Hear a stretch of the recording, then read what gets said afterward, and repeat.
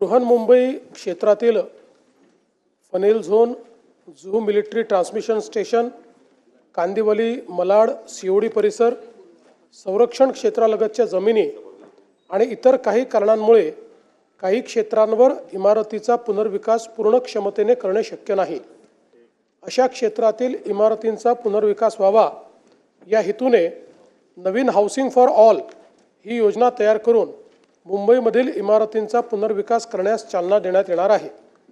या नवीन योजनेच्या माध्यमातून आपण EWS घटकासाठी 300 चौरस फुटापर्यंतचा FSI विनामूल्य प्रदान करण्यात येणार असून आर्थिकदृष्ट्या कमकुवत घटकांसाठी LIG 600 चौरस फूटपर्यंतची सदनिकांची पुनर्बांधणी विनाशुल्क व्हावी यासाठी या योजनेत तरतूद करण्यात येत आहे।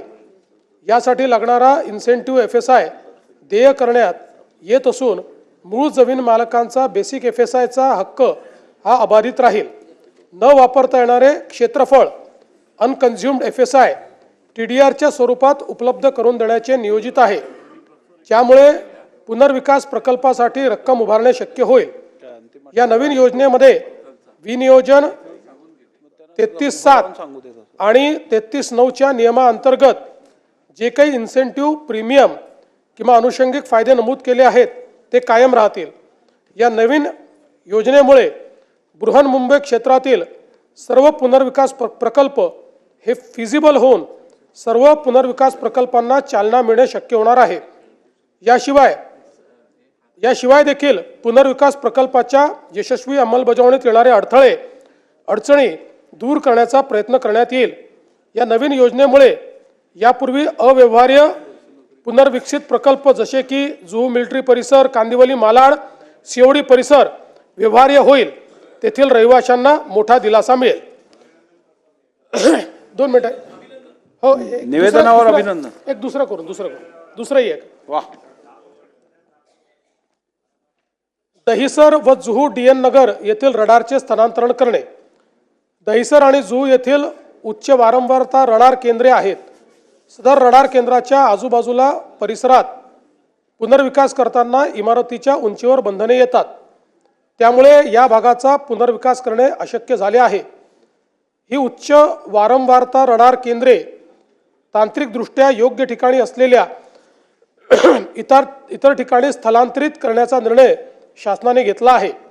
नागरी विमान वाहतूक मंत्रालय, भारत सरकार आणि एअरपोर्ट अथॉरिटी ऑफ इंडिया यांनी दहिसर येथील रडार गोरईला स्थानांतरित करण्याची सहमती दर्शवली आहे। महाराष्ट्र शासनाने यासंबंधी भारत सरकारला स्थलांतरणाचा खर्च उचलण्याची आणि पर्यायी जमीन उपलब्ध करून देण्याची तयारी दर्शवली आहे।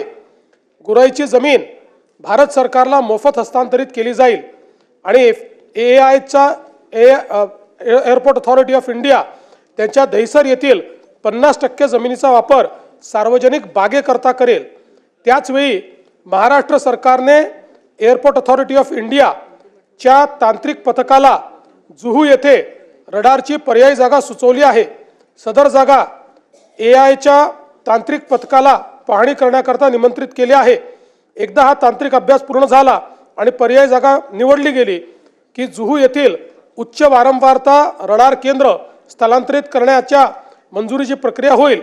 उपरोक्त रडार केंद्राच्या स्थलांतरणामुळे दहिसर व जुहू DN नगर परिसरातील इमारतींच्या पुनर्विकासाचा मार्ग खुला होईल।